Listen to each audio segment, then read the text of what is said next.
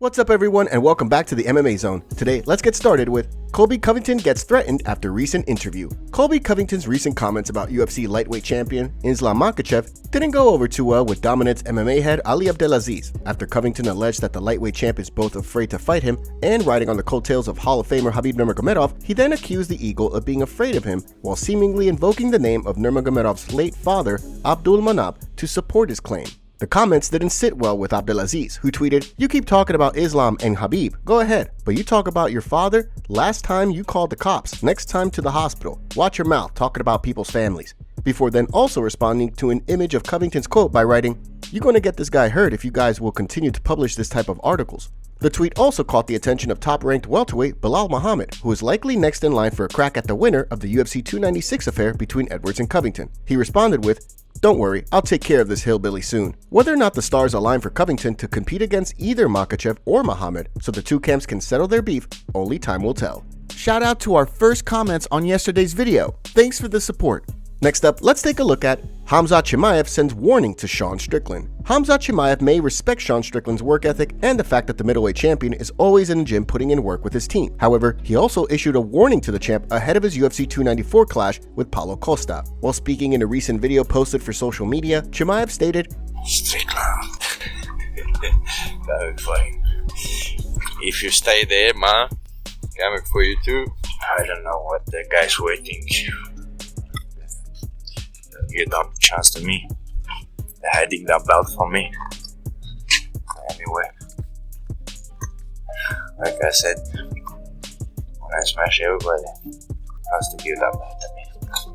Of course, Chimaev's path to the title runs through Paulo Costa at UFC 294. Although the promotion could wind up having Strickland defend the title against someone else, the belief is that, with a sensational performance, Chimaev would be in line next for a crack at the belt. Next up, let's take a look at Michael Bisping defends Paddy Pimblett fight. Although many members of the MMA community were quick to criticize the UFC for booking a scrap between streaking Scouser, Paddy Pimblett, and former interim champion Tony Ferguson, who is in the midst of a 6-fight skid, Michael Bisping defended the matchmaking this week. As the Hall of Famer explained in a recent video for his YouTube channel, "A lot of people on social media are talking about this fight, and I don't understand that, right? Paddy the Baddy's got to come back. You got to give him a credible opponent. Tony Ferguson's a wild mother.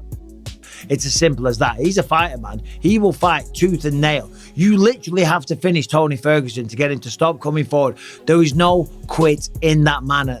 Of course, despite that, opening odds for the fight have Pimblett as a massive betting favorite, given that he finds himself on a winning streak going back to 2020, which includes 4 wins under the UFC banner since 2021. Per betonline.ag, Pimblett opened as a -340 favorite to Ferguson's +280 underdog status. Although Ferguson has struggled in recent years, it's clear that he still remains just as popular as ever. When the two men step into the octagon at UFC 296, he'll look to return to the win column for the first time since 2019. Now, let's take a look at Fighter shocks the world with UFC 295 ticket price. Although it's no secret that UFC 295 tickets were incredibly expensive, Jared Gordon recently left fans flabbergasted when a screenshot showed that he paid nearly $22,000 for 17 tickets after his UFC fighter discount. The tickets are in addition to the 4 Gordon gets for family and friends to attend the event, where he'll fight Mark Madsen. The photo was shared by Gordon himself on Twitter, along with a message expressing his love for fans who have sold out an arena of nearly 20,000 seats. After Bloody Elbow relayed Gordon's screenshot, he responded, taking aim at the outlet while seemingly indicated he believes they were making a story out of nothing, while writing, "Journalists suck sometimes." The outlet then responded, explaining their side and putting any potential beef to rest, writing, "The story is the prices. No one twisted your words or misrepresented you. No one said you were ungrateful. You shared it publicly. The prices are just very high." Gordon then responded, thanking the outlet for clarifying the tweet. With the co-main event clash between Alex Pereira and Yuri Prochazka recently announced for the card, it's safe to say that demand for tickets is at an all-time high. Now, let's shift gears and take a look at Nate Diaz charges dropped after street altercation. Charges against Nate Diaz have been dropped this week after the Stockton superstar was filmed choking social media influencer and Logan Paul lookalike Rodney Peterson out cold earlier this year. According to a statement from Diaz's rep, Zach Rosenfield, the Orleans Parish District Attorney has decided not to proceed with the case against the former UFC vet. The statement, which was relayed by ESPN's Brett Okamoto, reads, "Since Rodney Peterson sought out to fight Nate on Bourbon Street, we've maintained Nate's actions were 100% in self-defense. It was clear in the video, clear in pictures, and clear from the multiple other videos Rodney posted before and after. Nate has a right to defend himself against those who want to make a name for themselves and did so. we appreciate the Orleans Parish District Attorney taking the time to review all aspects of this case and their decisions to not proceed with it. After Diaz recently dropped a loss to Jake Paul, his next steps have been unclear. On one hand, he could return to the UFC, while on the other, he could also pursue another deal as a free agent with another promotion. With the latest legal drama now behind him, it'll be interesting to see where Diaz goes from here. Next, let's take a look at UFC Fight Updates. The week is just getting underway, but we already have a slew of exciting new matchups to look forward to in the coming months. First up on the calendar, we have a UFC 295 scrap between Nazim Sadikov and Vyacheslav Borshev set for November 11th. The bout will see Sadikov look to build on a professional winning streak going back to 2019. That's also seen him go 2-0 inside the octagon in 2023. On the flip side, Borshev will be looking to build on a recent win over Maheshati Hayasire back in May, which snapped a 2-fight skid. Next up, we have a clash between lightweights Joe Solecki and Jakar Close, who will collide on December 2nd. The bout will see Solecki look to build momentum on a February win over Carl Deaton, while Close looks to return after a year off and extend the 2-fight win streak. The following week, Sumar Darji will take on Alan Nascimento at UFC China on December 9th. The bout will see Sumar Darji look to pick up a big win in front of his fans after being submitted by Matt Schnell in a Fight of the Night performance last summer. On the flip side, Nascimento will be looking to build on a 2-fight win streak of his own after having a summer showdown with Tim Elliott canceled. Last but certainly not least, we have a heavyweight showdown between Andrei Arlovsky and Waldo Cortez Acosta, set for UFC Vegas 83 on January 13th. The bout will see Cortez Acosta look to keep the momentum rolling after a win over Lukasz Brzezinski last month, while Arlovsky will look to try and snap a 2-fight skid that recently saw him submitted by Don'Tale Mayes this summer. With Dana White recently stating that fans can expect more fights being finalized in the coming weeks, it sounds as though the UFC has no plans of slowing down the matchmaking anytime soon. Sean Strickland breaks silence on UFC Fight. As Sean Strickland has stated time and time again, he simply loves to fight. Whether it's sparring behind closed doors, fighting at the UFC Apex, or competing in front of thousands of fans, Strickland just wants to fight. Following his UFC 293 win over Israel Adesanya, there's been a lot of speculation as to who the newly crowned champion could defend his belt against first. While speaking in a recent YouTube video opposite teammate Chris Curtis, Strickland shared his thoughts on his next fight. It was good, and I thought Izzy would be better. I'm sure the UFC might give him a rematch, and he might take it a little bit more serious and put up a better fight. My thing is, dude, when it comes down next fight, everybody's like, "Who do you want to fight?" I don't give a fuck, dude. I want to make fucking money. I get those pay-per-view buys. He's gonna sell. But give me somebody who's gonna make money. I don't want to fight anybody boring. I want to fight. Give me someone who's making money.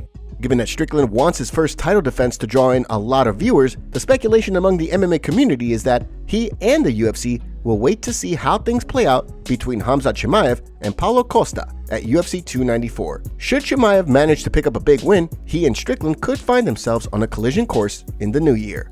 With the number of options on the table for the UFC matchmakers at 185 pounds, it'll be interesting to see how things play out. Sean Strickland sends a warning to Andrew Tate. During his latest podcast, Sean Strickland had some choice words for Andrew Tate after calling out the youth for how they think nowadays. Here's what he had to say. The reason why I drive like a shitty Hyundai is, one, I'm cheap, very cheap. The entire world makes you feel inadequate. Everything we do, from what you wear to what you drive, you are born living in the a commercial. But I do not recognize the world we live in. We are creating a generation of boys who judge their character by what they drive and what they wear. And I'll tell you what, and you single guys, you single guys out there that, maybe you want a fucking BMW to get that Instagram pussy, maybe that's what you want. But I'm telling you right now, dude, if you meet a girl and she doesn't want to be with you while you're driving a fucking Hyundai Accent, she ain't the fucking one, dude. So, because that just means she's not a high value woman. You gotta get you a high value woman, not these low value women. Red pill, blah blah blah. Let me tell you, if Andrew Tate was right here, bro, he wouldn't even make eye contact with me. He'd be so fucking scared of me. Rafael Fiziev reveals sad news after coming out on Instagram to share that he tore his ACL in his last fight. Here's the video. I will be back. Just sad because I have a very great camp and I'm ready to show my best skills. And I'm sad because it happens only in second round. I'm get ready for loss like that, but I'm more than happy. 100 times more happy if it happens on last round. But I'm sure, I believe I can show in this fight very nice skills. But we have plans, we got to have different plans, and this plan's always the best. Thank you for everybody again.